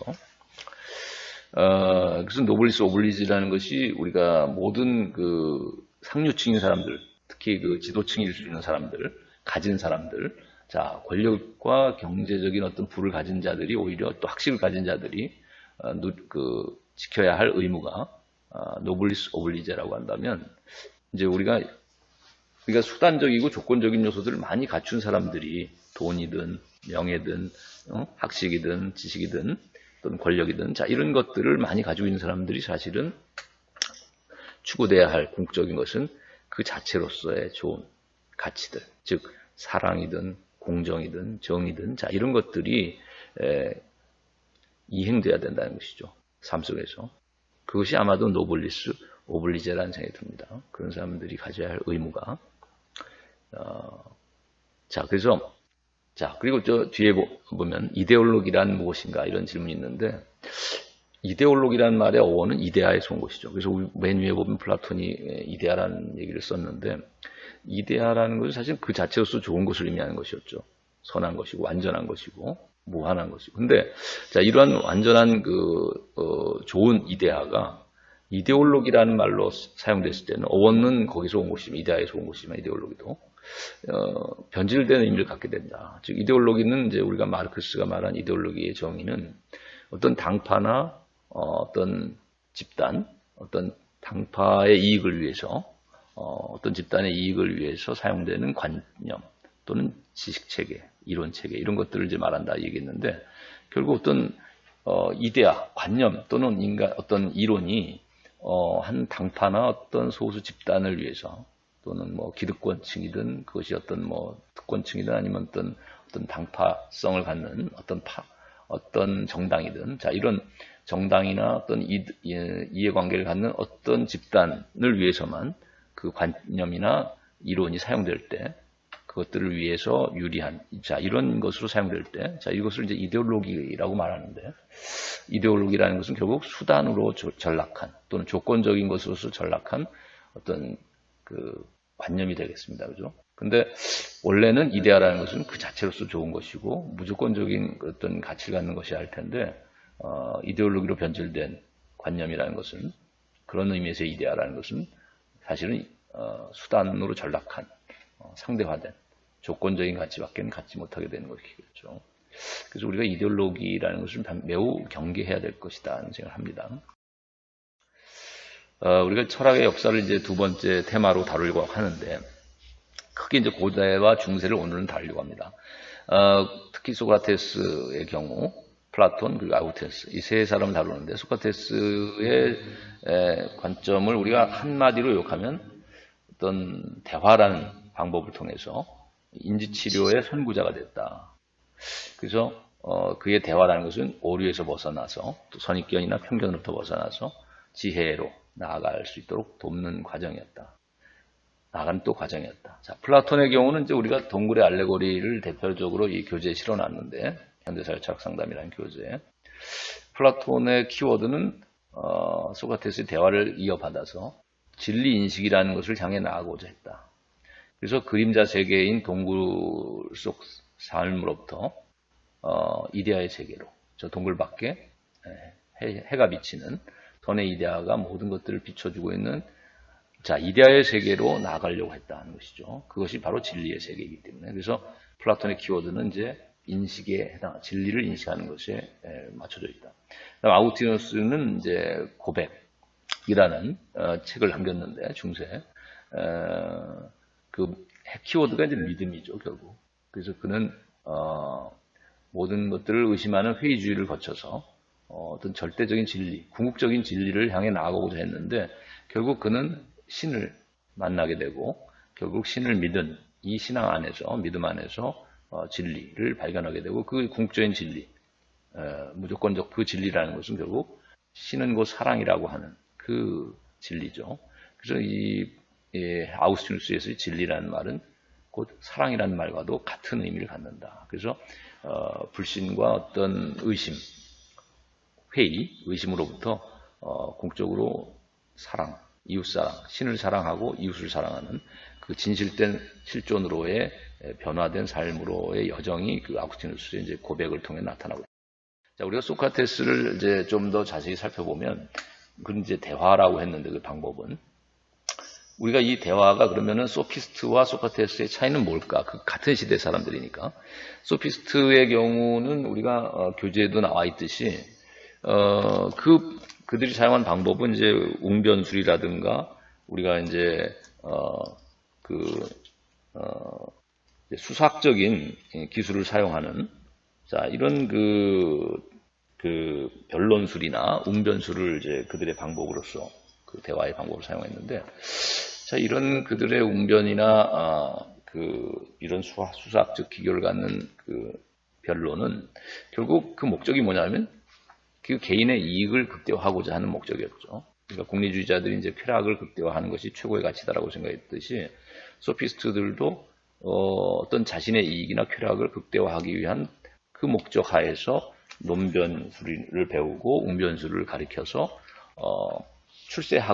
출세를 할 수 있도록 도와주는 것이었죠. 그러니까 그리고 돈을 받는 것이 그들의 이제 가르침의 어떤 패턴이었어요. 그래서 결국은 개인의 소피스트 자신으로 보자면 돈벌이를 위한 수단으로서의 이런 농변술이나 웅변술을 가르친 것이고, 또 그걸 배우는 학생의 입장에서는 출세를 하기 위한 도구가 되는 것이죠. 당시 이제 직접 민주주의 하에서는 변론을 자기 스스로 해야 됐기 때문에 변호사도 없었고, 또 검사도 없었기 때문에 자기가 스스로 어떤 부당한 일을 당했을 때는 스스로 남을 고발해야 됐습니다. 검사처럼. 그렇기 위해서는 변론할 수 있는 능력이 있어야 되죠.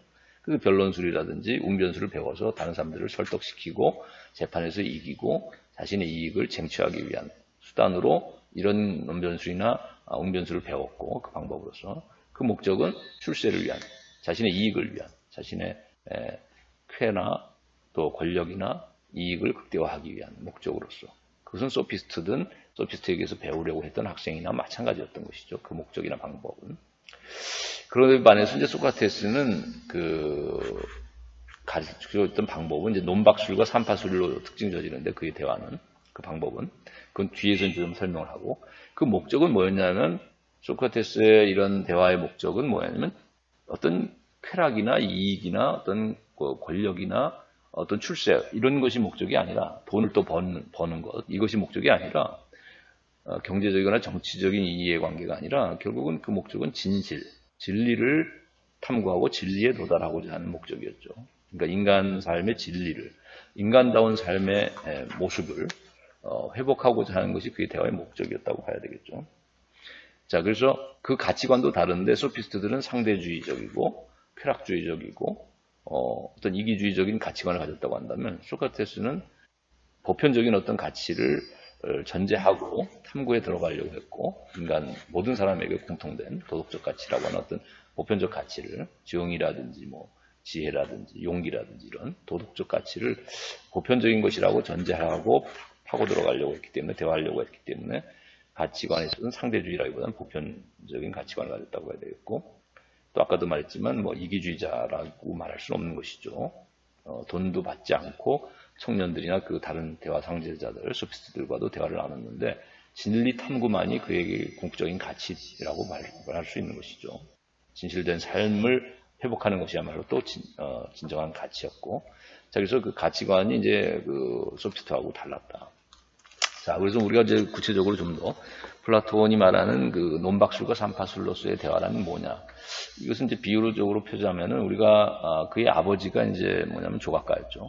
그래서 조각가는 그 어떤 대리석을 쪼아서 조탁을 해서 아주 그 정교한 조각품으로 이제 완성하잖아요. 그런 것처럼 필요 없는 부분들을 제거하고 아름다운 형상을 거기서 끌어내기 위해서 조각을 해서 대리석으로부터 돌멩이로부터 거친 돌멩이로부터 논박술도 그에 비유하면은 상대방의 어떤 주장 안에서의 그 어떤 편견이나 또 어떤 오류나 어떤 선입견 이런 어떤 그 또 자동적 사고라고 오늘날 얘기하는 그가 가지고 있는 어떤 부정적인 뭐 태도나 가치관이랄지 그의 어떤 전제라고 할지 자 이런 것들이 거기에 녹아 들어가 있을 때 그것들을 벗겨내는 것이죠. 조각을 통해서 필요 없는 부분을 제거해 나가듯이.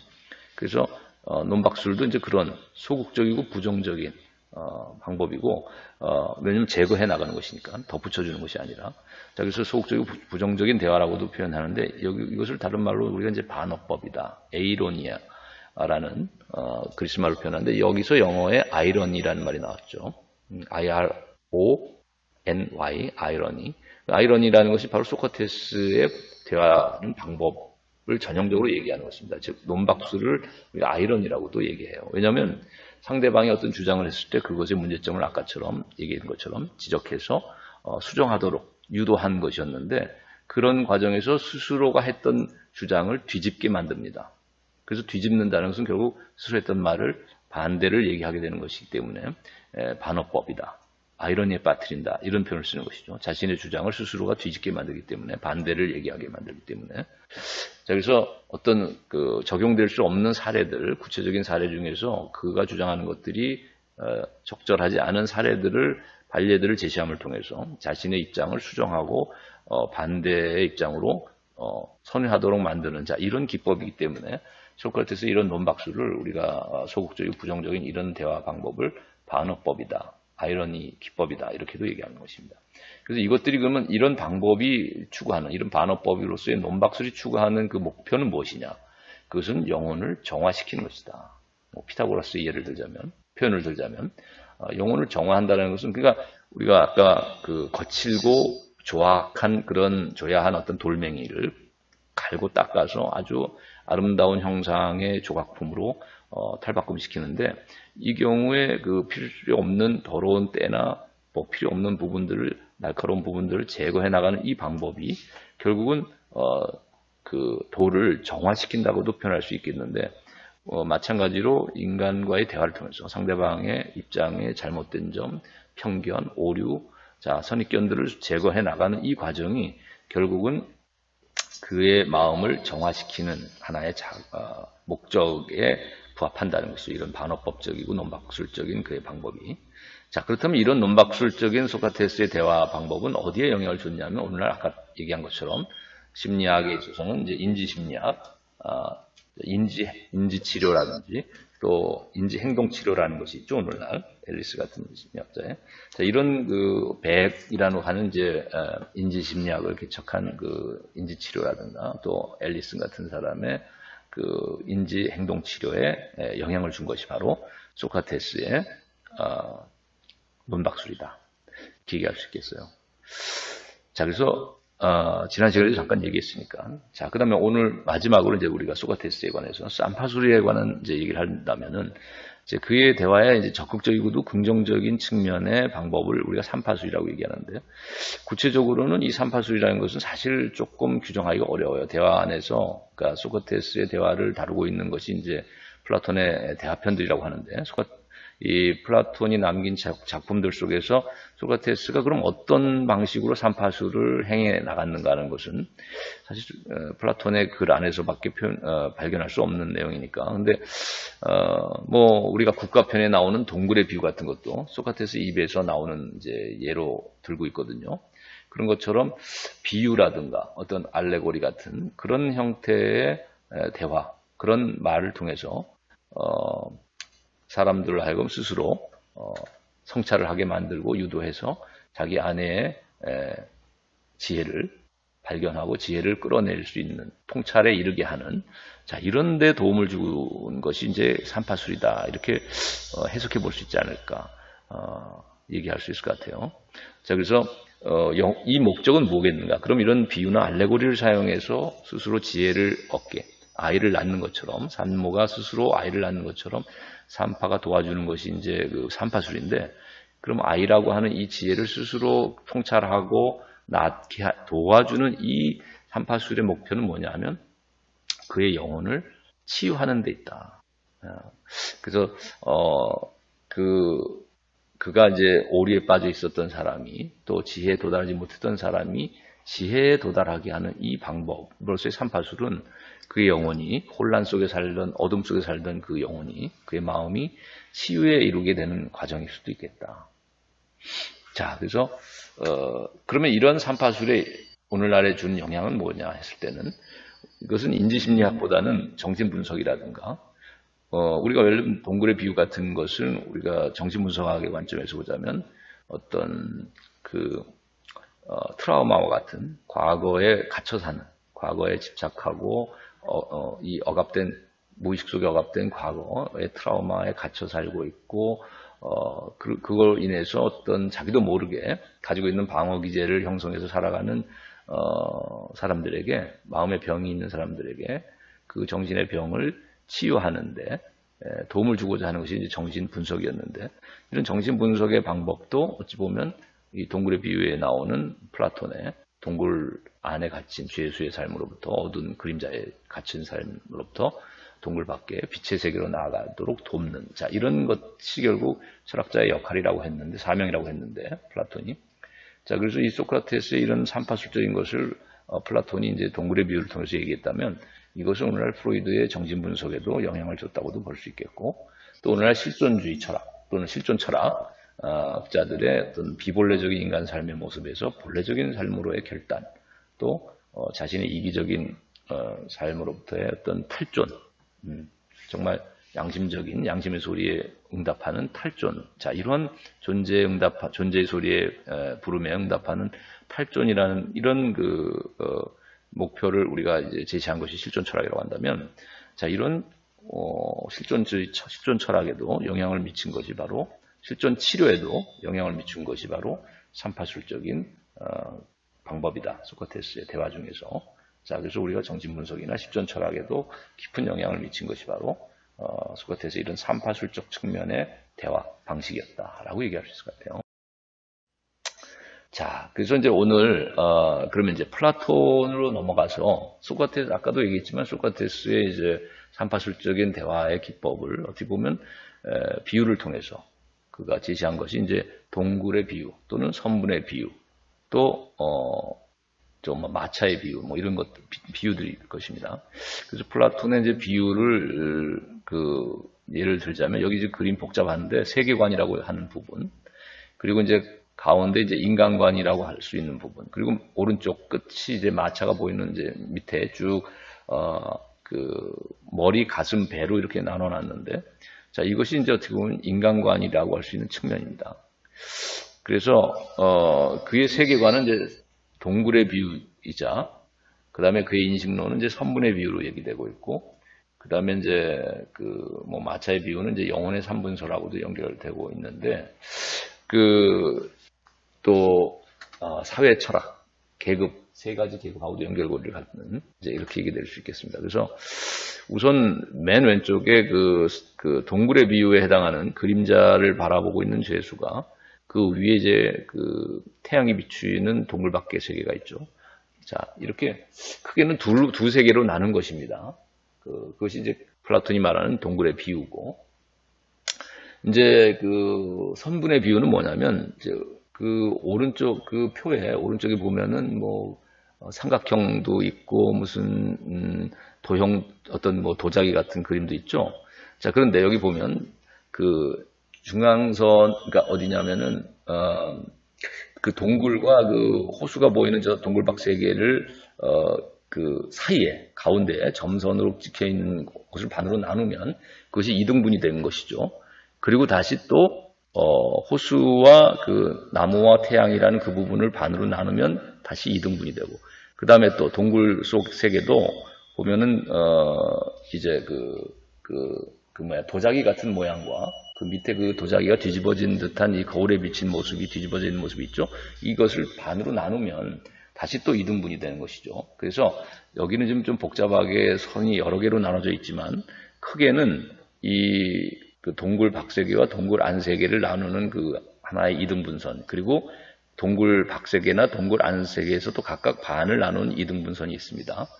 그래서 동굴 밖세계도 보면은 태양과 저 실물인 나무가 저 호수에 비춰지고 있죠. 마치 여기 저 동굴 안세계에 있는 도자기가 거울에 비춰진 모습으로 여기 오른쪽에 그려져 있듯이 그것이 이제 왼쪽에 보면 동굴에 투사된 그림자로서 보여지고 있죠. 자, 이런 그림자 세계가 동굴 안에만 있는 게 아니라 사실은 또 동굴 밖세계도 있다는 것이에요. 그래서 이제 플라톤의 인식론 체계에서 보면 이렇게 크게 선분을 4등분을 한 것입니다. 아주 크게 보면 둘로 나눴고 좀 작게 보면 4등분을 한 것인데, 그래서 맨 꼭대기에 있는 것이 이제 그 태양과 그 실물인 나무가 있는 이 동굴 밖세계에 있는 것이 이제 이데아를 의미하는 것입니다. 이데아들이고, 태양은 이제 선의 이데아를 상징하는 것입니다. 근데 아무튼 실물과 태양이 저 동굴 밖세계에 있는 저 실물들이 바로 이데아들을 말하고, 거기 호수에 비친 것이 있죠. 칼라풀한 그림자라고 하는데, 그래서 동굴 속의 그림자처럼 흑백이 아니라 칼라풀한 그림자라고 하는 이 비유에 들고 있는 호수에 비친 그 그림자는 뭐냐면은 숫자를 의미하는 거예요. 그러니까 플라톤은 이데아적인 것으로서 이제 수학도 굉장히 중요시했는데, 이데아적인 것을 통찰하기 위해서는 기하를 모르면 아카데미아에 들어오지 말라고 했듯이 이데아를 통찰하는데 꼭 필수적인 그 전 단계가 수학적인 계산 능력이랍니다. 수학적인 능력이고, 자, 이런 수를 계산할 수 있고 측정할 수 있는 능력을 중요시했는데, 이성의 능력으로서. 오늘날로 치면 사실 도구적인 이성일 수도 있는 측면이 있는데, 아무튼 과학기술이 발달할 수 있는 측면이죠, 이것이. 자, 이런 수학적인 능력을 사용해서 파악할 수 있는 이 수의 세계를 바로 호수에 비친 실물, 이데아들의 그림자의 세계라고 본 것입니다. 그래서 이데아에 가까운 것이라고 본 것이죠, 수는. 그런데 이제 동굴 안에 들어오게 되면 이제 완전히 그림자들의 세계인데, 이것은 그냥 흑백 그림자들의 세계입니다. 그런데 일단 이 동굴 속 세계에서도 감각을 통해서 접근할 수 있는 이런 그 오른쪽에 보면 도자기 모양의 실물, 이런 그 개개의 사물들이 있고, 자, 이것은 크게 보면은 저 바깥에 있는 이데아 세계의 그림자에 해당한다고도 볼 수 있지만, 이런 그 감각을 할 수 있는 실물들의 세계가 이제 있는 것이죠. 이 동굴 세계에도, 즉 우리 현실에도, 이데아 세계가 아닌 현실에도 감각을 통해서 접근할 수 있는 실물들이 있는 것이죠. 이것들이 이제 도자기로 이 그림을 통해서 보여지는 저런 개개의 사물들인데, 이것들을 다시 이제 그림에 투영해서 보여지는 그림자들이 바로 동굴에 비친 그림자이자 또 저런 거울에 비친 그림자로서 표현해낸 저 오른쪽 끝에 도표에 나타난 그 모습들입니다. 그래서 이것은 나의 감각이 아니라 이것은 다른 사람이 보고 들은 것들을 전해서 추측하고 상상하는 세계를 말한다고 플라톤은 생각했어요. 그래서 저 동굴에 비친 그림자의 저 모습들은 저 실물의 세계로부터 2단계 이상 떨어진 세계인 것이죠. 그래서 그림자의 그림자, 이런 표현도 쓴 것입니다. 왜냐하면 우리가 엄격히 생각하면은 저 이데아의 세계의 이데아들을 모방한 그림자가 오늘날 이 감각 세계의 실물이라고 여겨지는 저 도자기 같은 것들이고, 즉 그것도 하나의 이데아의 그림자라는 것인데, 그런데 그 실물인 도자기라고 할 수 있는 것들을 다시 화가는 그림을 그리고 우리가 영화는 그걸 촬영하죠. 실물의 세계를. 그래서 우리가 영상을 관람하는데, 자, 이 영화관 안에 들어가서 그 감독이 촬영한 그 영상을 바라보는 우리는 바로 여기 이제 뒤집어진 모양, 거울에 비친 그림자와 같은, 또는 동굴의 벽에 비친 저 그림자와 같은 것들을 바라보고 있는 것이죠.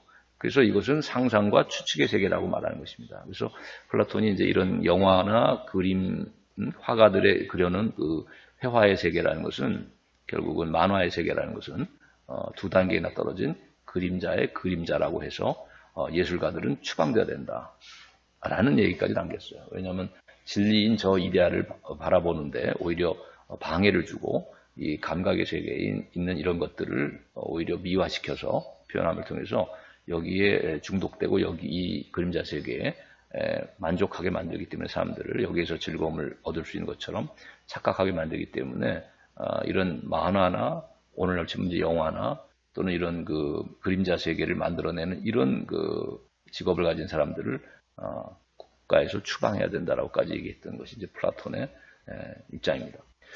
자, 그래서 인간을 크게 이런 아까 이제 이데아들의 세계가 있고 숫자의 세계가 있고 자, 이런 이데아나 숫자들의 세계를 바라보는 것은 이제 파악하는 것은 여기 오른 가운데 그림에 보면 인간 영혼의 측면에서 보자면 이성의 능력입니다. 플라톤에 있어서는. 그 다음에 그 중간 단계에서는 이제 기계라고 표현했는데 이것을 오늘날 발음은 의지적인 요소라고 볼 수 있겠고, 그 다음에 맨 밑에 이제 욕구라고 표현했는데 이것은 사실은 정욕, 즉 어떤 감정이나 욕망, 감정적인 측면을 또 굉장히 정욕이라는 측면으로 이해될 수 있을 것 같아요.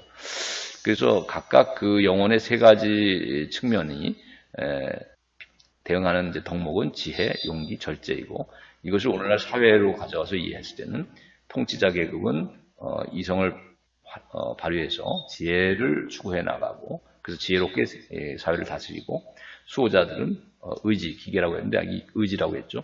인간의 의지를 용기 있게 명예를 추구하고 용기 있게 사용해서 이 사회를 지켜나가야 되고 군인이나 우리가 경찰 같은 사람들 말하죠. 관공서 공무원이나 그 다음에 생산자 계층은 절제를 해서 욕망을 절제하고 정욕을 절제해서 사회에 우리가 뭐 농사나 우리가 뭐 상공업을 하거나 농업을 하는 사람들은 사회의 이제 생산물들을 생산해내야 한다. 자, 이것이 플라톤이 말하는 세 계층의 사회 계층이 되겠습니다. 이것은 각각 인간 영혼으로 치면 이성, 의지, 정욕이라는 세 가지 측면에 대응하고 차원에 각각의 덕목은 지혜, 용기, 절제이고 자, 이런 덕목들이 또 이러한 영혼의 기능들이 또 이러한 사회의 계층들이 조화를 이룰 때 정의로운 하나의 개인의 삶이 이루어지고 정의로운 사회가 이루어질 수 있다. 그래서 개인적 차원과 국가적 차원이 대응한다고 보는 것이죠.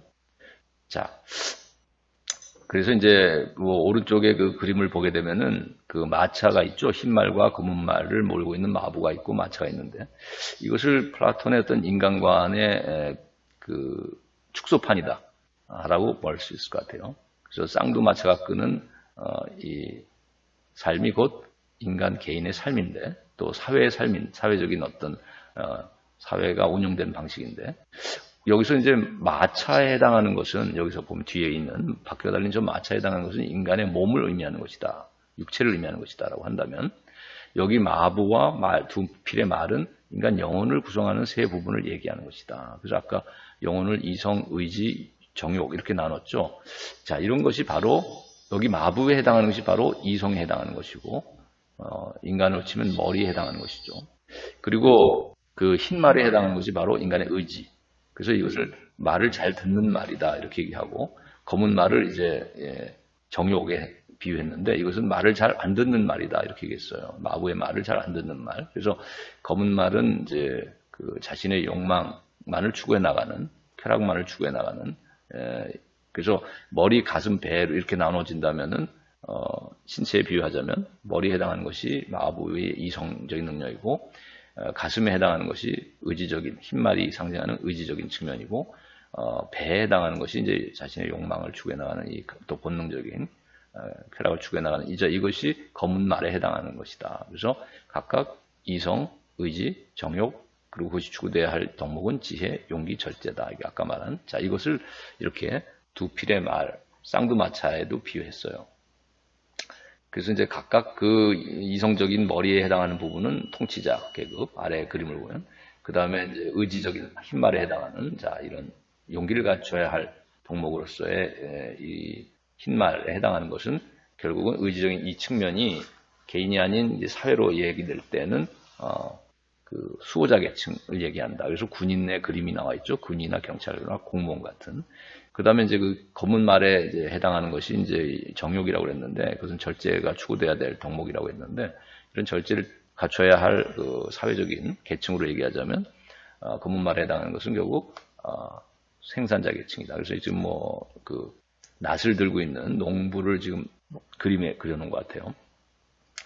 자, 플라톤의 어떤 사회 계급 이론이라든지, 그의 덕 이론이라든지, 가지고 지혜, 용기, 절제를 조화할 수 있는 정의라는 이 네 가지의 덕목을 얘기했다는 것이나, 자, 인간을 어떻게 이해하고 있는지에 대해서, 또 세계관에 대해서, 동굴의 비유를 통해서 보여준 세계관에 대해서, 또 인식론을 설명했죠. 선분의 비유를 통해서.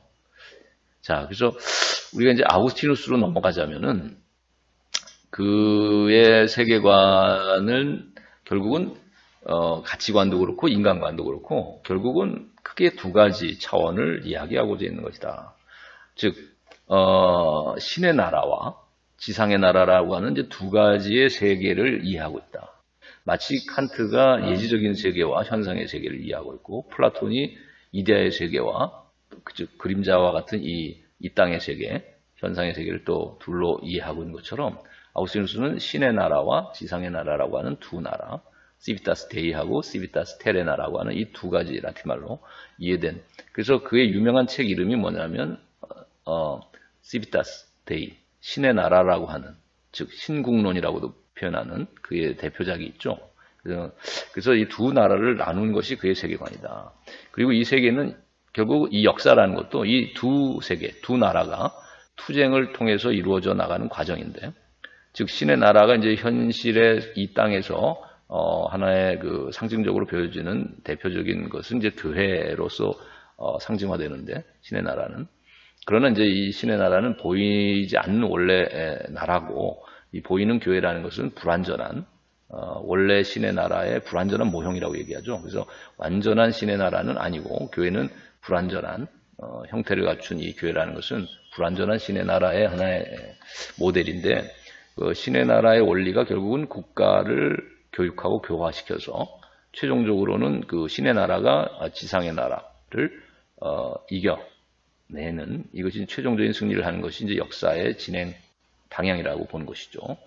그러니까 결국 교회가 국가의 우위에 서게 된 것이 중세의 세계관이었고, 그래서 교황이 각 나라의 왕을 임명하기도 한 것이죠. 즉위식을 할 때 보면, 그죠? 그래서 교황 앞에 무릎 꿇기도 했던 것이 이제 중세였다. 그래서 신의 나라가 지상의 나라의 우위에서 그것들을, 와의 갈등 관계 속에서도 결국은, 투쟁해 나가지만 결론은, 최종적으로 승리를 해 나가는. 자, 이것이 아우구스티누스의 역사관이자 세계관이라고 봐야 되겠습니다. 그렇다면 이제 우리가 이 세계관을 나누는 기준은 무엇일까? 즉 신의 나라와 지상의 나라를 나누는 기준은 뭘까?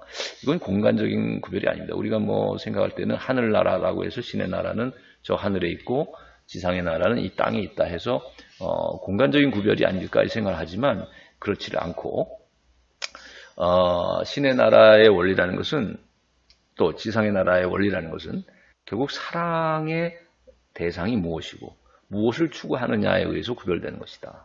즉 신과 이웃을 사랑하는 사람들이 모이면 그것은 신의 나라가 되고, 자기와 물질만을 사랑하는 사람들의 모임을 갖는다면 그것은 지상의 나라가 된 것이다. 자, 그래서 우리가 이 사랑의 원리, 사랑하는 대상과 추구하는 그 가치에 의해서 나라를 구별할 수 있다고 본 것이죠. 자, 그래서 가치관도 결국 둘로 이렇게 얘기될 수 있을 것 같아요. 그래서 일단 덕목을 치면 그 플라톤의 네 가지 덕, 지혜, 용기, 절제정이라는 세속적인 이런 덕목에다가 종교적인 덕, 우리가 믿음, 소망, 사랑이라고 하는, 자, 이런 덕목이 추가됐을 때 7개의 덕목이 이제 주된 덕목으로서 얘기되고 있는 것이죠. 그래서 사실 오늘날 우리가 추구하는 이제 궁극적인 가치라고 하는 진리라든지 선이라든지 도덕적인 또 아름다움이라고 하는 또 종교적인 성스러움이라고 하는 이런 가치도 결국은 근본적으로는 최고의 덕목은 사랑이다라고 이해되고 있어요. 그래서 믿음, 소망, 사랑 그 중에서도 제일은 이제 사랑이다라고 하는 세인트 바울의 그 이야기가 있듯이 크리스천어티에서는 우리가 믿음, 소망, 사랑 이것이 이제 그 종교적인 세 가지 덕목이고 지혜, 용기, 절제, 정의는 이제 플라톤도 말했던 네 가지의 세속적인 그 궁극적인 덕목이었는데 이것들을 통합해서 7개의 덕을 또 가장 최고의 덕으로서 뽑는다면 사랑으로서 표현될 수 있다는 거예요. 그래서 사랑에 의해서 모든 덕목을 설명할 수 있게 되는데 그것은 나중에 이제 정리를 해봅시다. 자, 결국은 도덕적인 선이나 궁극적인 진리도 사랑에 의해서 알려지고 사랑에 의해서 실현된다. 우리가 그 나중에 이제 또 다음 시간이겠죠. 다음 시간에 숙제로 내줄 레미제라블에도 보면 그 뮤지컬에 보면 그런 대사가 있어요. To love another person is to see the face of God. 이런 대사가 나와요. 뮤지컬의 가사가. 그러니까 우리가 다른 사람을 이웃을 사랑한다는 것은 신의 얼굴을 보게 되는 것이다. 이런 얘기가 있는데 즉 신을 안다라는 것은 이제 궁극적인 진리를 알게 되는 것이다라고도 볼 수 있다면 궁극적인 진리도 결국 이웃에 대한 사랑, 즉 사랑에 의해서 알려진다는 것이고 도덕적인 선한 삶도 결국 사랑에 의해서 신과 이웃을 사랑함을 통해서 실현된다. 아름다움도 그렇고. 자, 그래서 인간도 그래서 두 종류로 나눠지게 되는데 무엇을 사랑하느냐에 따라서 두 종류로 나눠진다는 거죠.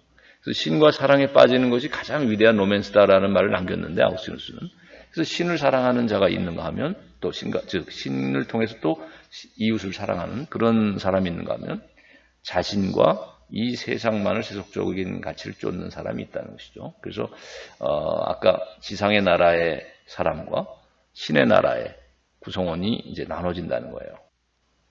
자, 그래서 인생은 신을 향한 기나간 여정이고 새로운 사람으로서의 거듭나는 과정인데 신을 사랑하지 않던 옛사람이 신을 사랑하는 새 사람으로 변화되는 과정이 이제 인생이라고 본 것이죠. 그래서 여기서 이제 우리가 뭐 많이 쓰는 표로 살며 사랑하며 배우며 이런 표현이 있는데 이것이 아우구스티누스의 어떻게 보면 표가 될 수도 있겠다. 자, 그래서 우리가 이제 플라톤하고 아우구스티누스 대변되는 즉 소크라테스 플라톤과 또 아우구스티누스 대변되는 고중세 철학을 우리가 이제 고대와 중세 철학을 한번 요약을 해봤는데요. 최종적으로 요약을 해보자면 이래요. 플라톤의 세계관은 크게 두 세계로 나눴죠. 이데아의 세계와 그림자라고 동굴 속의 세계라고 하는 이 현상의 세계, 동굴박세계라고 하는 이데아의 세계 둘로 나눴고 가장 중요한 핵심적인 그들의 인생관과도 연결될 수 있는 측면을 보자면 알면 행한다라고 우리가 요약할 수 있겠다. 소크라테스나 플라톤의 이 철학은 알을 중요시했다. 그래서 덕목에서도 지혜가 가장 중요시됐죠.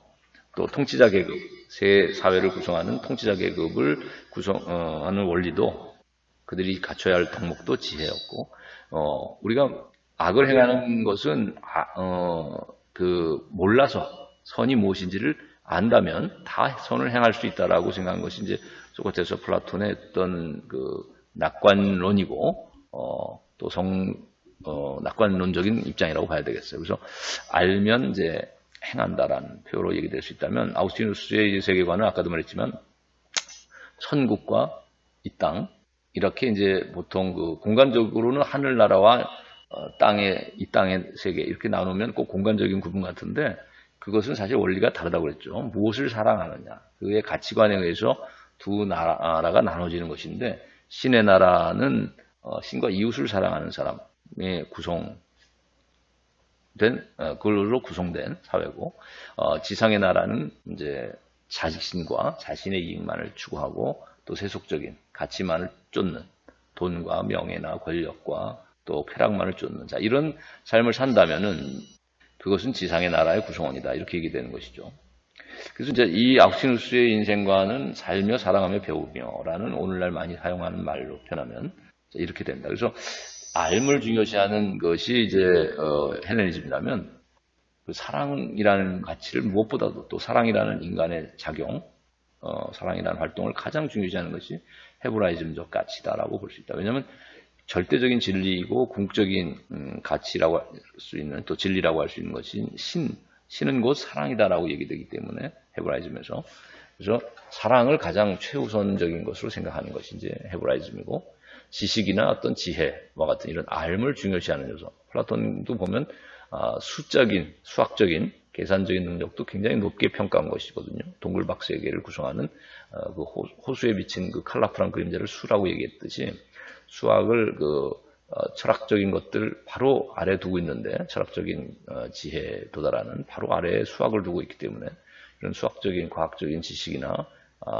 삶의 문제도 상당히 중시하고 있다는 거예요. 그래서 플라톤의 이런 아카데미아에서 가르친 이 내용들이 오늘날 대학이나 학문 세계, 아카데믹한 세계를 이루고 있는 어떤 표준적인 어떤 기반에 플라톤주의가 있다. 삶을 중요시한다는 것이죠. 무엇보다도. 그러나 이제 헤브라이즘은 암보다는 지식이나 어떤 그런 것보다는 사랑, 실천, 사랑을 실천하는 것을 훨씬 중요시했다. 자, 뭐 하나의 이제 그 비근한 예를 들면 우리가 지난번에 피노키오 동화를 봤는데 피노키오도 사실 학교를 가서 그가 리얼보이가 된 것은 아니었어요. 그렇죠? 삶을 통해서 공마단과 또 프레저 아일랜드 등 또 고래 뱃속이라는 이 험난한 인생 여정의 삶 속에서 그가 진정한 사랑에 눈을 뜨고 그래서 제피터 할아버지를 위해서 자기를 희생할 만큼의 결단과 용기를 보여주면서 삶의 지혜를 깨닫게 되고 그 용기 있는 결단하면서 진정한 사랑을 배우게 되고 진실에 눈을 뜨게 되는 자 이런 과정을 봤을 때는 트루스풀하고 그가 브레이브하고 논셀피시한 이런 삶을 살게 된 자 이걸 통해서 그가 사랑이라는 것이 무엇인지를 실천하고 깨닫게 됐는데 자 이런 이것은 아우구스티누스식의 이런 헤브라이즘적 철학을 담고 있는 하나의 동화일 수 있겠다. 피노키오는. 왜냐하면 피노키오는 살며 사랑하며 배웠지 학교 가서 수학을 통해서 수학적 지식이나 과학적 지식을 배워가지고 그가 리얼보이가 된 것은 아니라는 것이죠. 그래서 선한 삶을 살게 된 것은 아니라는 것이죠. 그런 쪽에서. 그래서 계몽주의적인 요소보다는 뭐 낭만주의적인 요소에 가깝고 또 실존주의적인 요소에 가깝고 이것은 헬레니즘적인 요소보다는 헤브라이즘적인 요소에 가깝다. 철학에 가깝다. 그 세계관이. 그 피노키오가 담고 있는 세계관은 그 동화가. 자, 그래서 우리가 가치관을 보게 되면 아까 플라톤의 세 가지 덕목과 세 가지 덕목 플러스 정의라고 하는 그 세 가지 덕목 지혜, 용기, 절제가 잘 조화됐을 때 이제 정의라고 하는 덕목이 실현된다고 그랬죠. 그래서 이 네 가지 덕목을 얘기했는데 자, 이것이 각각 아우구스티누스에 의하면은 믿음, 소망, 사랑이라고 하는 이 기독교에서 말하는 덕목과 통합해서 7개의 덕을 얘기했다고 했지만 무엇보다 더 중요한 것은 기독교에서 말한 그 믿음, 소망, 사랑일 것입니다. 그 덕목은. 근데 그 중에서도 제일은 사랑이라고 한 것이죠. 그래서 이 종교적인 덕목이라고 할 수 있는 이 사랑이라는 것에 의해서 지혜, 용기, 절제, 정의라고 하는 세속적인 플라톤의 철학이 말해지는 덕목도 설명할 수 있다라고 아우구스티누스는 해석하고 있어요. 그래서 예를 들면 지혜라는 것은 어떻게 해서 사랑이 될 수 있냐 하면 지혜라는 것은 분별력이 있는 사랑이라는 것이에요. 진실과 거짓을 분별할 수 있는 사랑이 바로 지혜로운 것이다. 그 다음에 용기는 어떻게 사랑일 수 있냐. 용기라는 것은 자신의 이기심을 극복하는 사랑이라는 것이죠. 그래서 논셀피시한 러브가 곧 용기라는 덕목이 된다는 거예요. 그래서 그 다음에 절제는 어떻게 해서 그럼 사랑일 수 있느냐. 절제라는 것은 탐욕스러움을 제어하는 지나친 탐욕을 제어할 수 있는 사랑 그것이 절제라는 것이죠. 무분별하게 탐욕을 제어 못하는 사랑은 그것은 무절제한 삶이고 절제한 삶이라는 것은 자신의 지나친 탐욕을 제어할 수 있는 사랑을 실현한 삶이 되겠다. 자, 그럼 정의는 또 무엇인가? 정의도 역시 사랑으로서 표현될 수 있다는 거예요. 정의란 올바른 길을 선택하는 사랑이다. 불이란 옳지 못한 것을 선택하는 이제 사랑이 되는 것이죠.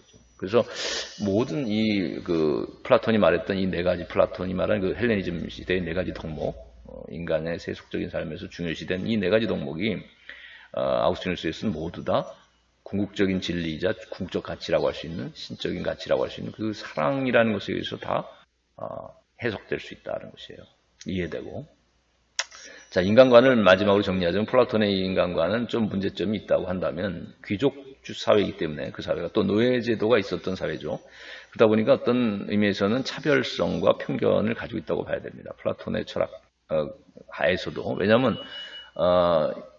그래서 그 귀족과 이제 노예를 나눴는데, 크게 보면 인간을, 평민은 이제 중간층에 있지만 그 귀족과 평민과 노예를 이렇게 나누는 이런 그의 철학은, 인간과는 결국은 귀족들을 많이 이성적인 존재자이고 그들은 철인 왕이 돼야 되고 통치자 계급이 될 수 있는가 하면 노예는 야만적인 존재자고 비이성적인 존재자고, 그런 노예는 언어나 수학적인 능력도 없고 결국 그들은 귀족의 지배를 받는, 착취를 받고 지배를 받고 관리를 받아야 할 어떤 대상으로서만 여겨지는 것이죠. 그래서 이런 신분의 서열이 고정되고 이것이란 계급이, 계층 내지는 계급이 영속화될 수 있는 사회를 그려내고 있는 것이 이제 플라톤의 국가에 보이는 세 계급에 대한 그의 이해라는 것이죠. 그래서 우리가 이런 신분 차별이라는 문제점을 가지고 있는 것이 이제 헬레니즘 시대였는데, 헤브라이즘은 그러나 그렇지 않았다. 우리가 노예라는 것이 계급이 따로 존재하지 않았고, 또 어떤 일을 하는 사람들을 우리가 어떤 거느린다 하더라도 그 일을 하는 사람들을 반드시 7년 경작을 같이 하고 나서는 휴경을 하듯이 모든 일을 하는 노동자들은 풀려나는, 해방되는, 이런 해를 맞는 것이 이제 안식년이라고도 하는 7년째 되는 것이죠. 그래서 영속하는 이런 신분 서열이라든지 계급이라는 것이 따로 존재하지는 않았다고 봐야 된다. 그래서 또